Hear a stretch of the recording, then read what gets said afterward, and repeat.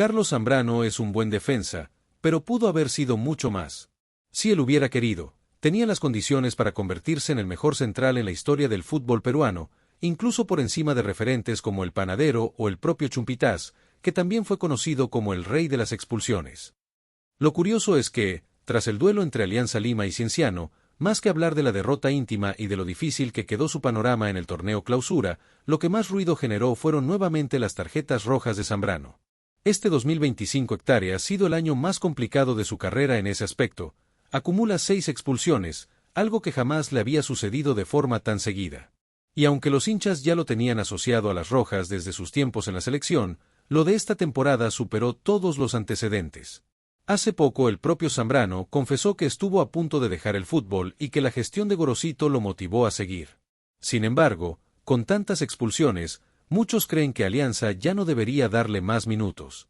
Incluso quienes siempre lo defendieron sostienen que de nada sirve un central talentoso si constantemente deja a su equipo con 10.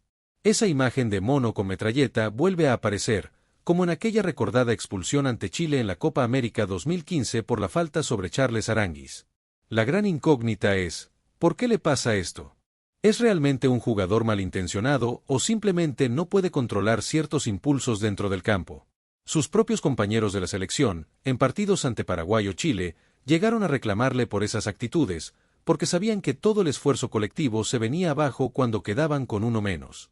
Da la sensación de que es más fuerte que él, que no logra dominar ese carácter. A todo esto se suma otro debate, la manera en la que se transmiten los partidos en el Perú. Para muchos hinchas, cualquier jugada de Zambrano es vista como roja directa, aunque no siempre lo sea. La percepción de que ya lo marcaron también alimenta la polémica. Si empezamos por el caso de Zambrano y la razón de sus constantes expulsiones, la verdad es que no hace falta hacer una gran investigación.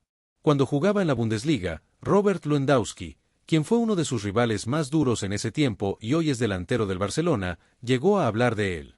El polaco recordó a Zambrano con muy malos recuerdos, señalándolo como un defensa que no estaba enfocado en jugar al fútbol, sino en golpear y ser excesivamente agresivo.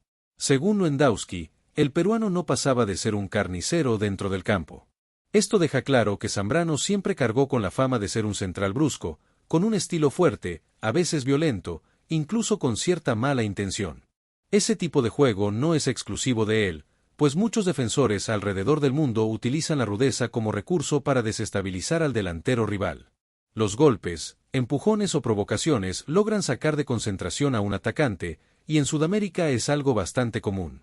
En el Perú, sin embargo, no era tan característico hasta que empezamos a importar ese estilo desde el fútbol argentino, donde se valora la malicia y la picardía defensiva. El problema es que Zambrano lleva esa manera de jugar al límite. Siempre está al borde de la amarilla y muchas veces, rozando la roja. Y aunque este comportamiento no es nuevo, ya en la selección se conocía su tendencia a las faltas innecesarias, al punto que Gareca llegó a reclamarle, hoy se ve con más frecuencia. La razón es bastante lógica, la edad. Con los años ha perdido movilidad, velocidad y, sobre todo, precisión en los cruces. Ese timín que antes le permitía cometer faltas inteligentes ahora le juega en contra, porque llega tarde y expone más a su equipo. En consecuencia, las jugadas que antes eran pasadas por alto por los árbitros, hoy terminan en expulsiones constantes. Zambrano ya no es el mismo de antes. La pérdida de velocidad y precisión lo lleva a cometer faltas que en sus mejores años sabía calcular bien, pero que ahora terminan siendo torpes, a destiempo o incluso con reacciones impulsivas como codazos. Eso ya se vio contra la Universidad de Chile y en varios encuentros recientes. En el fondo, es consecuencia natural de la edad. Con más de 35 años encima, el físico ya no responde igual y en el alto rendimiento esas carencias se notan mucho más. El problema se agrava porque los árbitros también lo tienen muy estudiado.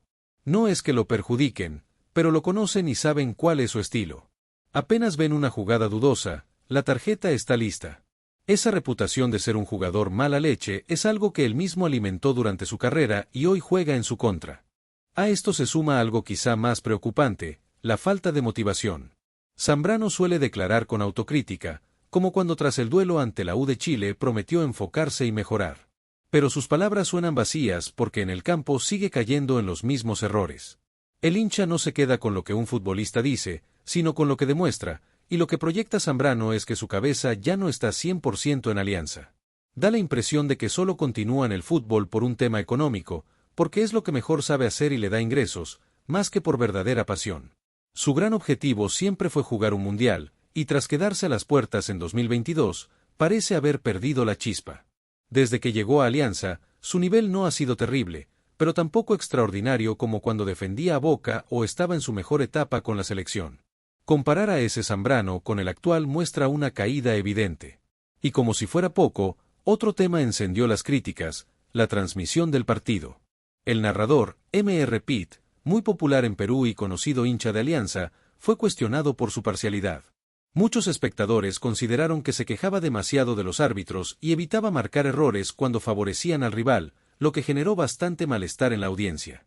A muchos aficionados les incomodó la narración, no solo porque no eran hinchas de Alianza Lima, sino porque se notaba una clara inclinación hacia el cuadro íntimo. Incluso entre quienes se consideran neutrales generó rechazo, ya que todo se contaba desde la perspectiva de Alianza, como si Cienciano prácticamente no existiera en el partido, cuando en realidad era el equipo local. Y ahí está el detalle: el conjunto que juega en casa merece un mínimo de reconocimiento, cierto protagonismo en la transmisión, salvo que se trate de un clásico o de un duelo de altísimo nivel donde la atención es compartida. En este caso, no solo veían el encuentro los seguidores de Alianza, sino también los hinchas cusqueños, y resultaba evidente que cuando Cienciano marcaba un gol, la narración tardaba en reaccionar o lo celebraba de manera muy fría, lo cual reforzaba la percepción de parcialidad. Ahora bien, este tipo de transmisiones inclinadas hacia un lado no es exclusivo del Perú. Sucede en casi todos los países futboleros. En Argentina, Brasil, México o España es normal encontrar narradores y comentaristas que se dejan llevar por sus colores o por la necesidad de generar espectáculo. La diferencia es que esto suele pasar en medios especializados de un club en particular. Por ejemplo, en Real Madrid TV o Barça TV nadie se sorprende de que el relato sea favorable al equipo dueño del canal, porque está dirigido justamente a su propia hinchada. En el Perú ocurre algo parecido con los derechos de la Liga 1. Por un lado, Gol Perú transmite de manera exclusiva los partidos de local de Universitario, que es su producto estrella y el que más suscripciones mueve. Por otro lado, Liga 1 Max emite los duelos de los demás equipos, incluido Alianza Lima. El inconveniente aparece cuando se percibe que ambas señales muestran un sesgo evidente. En Gol Perú se siente el favoritismo hacia Universitario, y en Liga 1 Max, sobre todo en partidos de Alianza, también se nota cierta inclinación. Esa disparidad termina alimentando la sensación de que las transmisiones no son del todo justas con el resto de los clubes. En Liga 1 Max también se percibe cierto favoritismo hacia Alianza Lima en las transmisiones, aunque la diferencia con Gol Perú es que este canal no solo transmite los partidos del club íntimo, sino los de casi todos los equipos de la primera división. Ese es el origen del conflicto. Muchos sienten que, cuando juega Alianza, la narración se vuelve demasiado cargada hacia su lado, lo que genera malestar entre los demás hinchas. El periodismo deportivo tiene un problema de fondo: la imparcialidad absoluta casi no existe. La mayoría de narradores y comentaristas tiene sus colores, y tarde o temprano se les nota cierta inclinación. Sin embargo, cuando se trabaja en televisión nacional, la exigencia debería ser distinta. Si estás relatando o comentando para una audiencia variada, con gente de todos los clubes mirando, lo mínimo es moderar ese sesgo. Y si no lo haces, debes estar preparado para recibir críticas, porque son inevitables. En el caso de Gol Perú, se entiende que transmitan con cierto tinte a favor de Universitario, ya que es su producto principal y el que más audiencia les garantiza. Pero en Liga 1 Max, que es la señal encargada de toda la liga, incluyendo los clásicos, la gente espera un trato más equilibrado. Esa doble vara es lo que irrita a muchos aficionados. Por supuesto, nada de esto quita que el arbitraje en el Perú sea un verdadero problema. La formación de los jueces es deficiente y su manejo de los partidos suele ser flojo, permitiendo que los encuentros se les escapen de las manos con facilidad. Lo que sí debería cambiar es la forma de transmitir esa crítica. Se puede cuestionar a los árbitros con firmeza, pero sin que suene a defensa descarada de un solo equipo. Al final, todos en el país sabemos que el nivel del arbitraje es bajo, pero la manera de señalarlo marca la diferencia en cómo lo recibe la afición.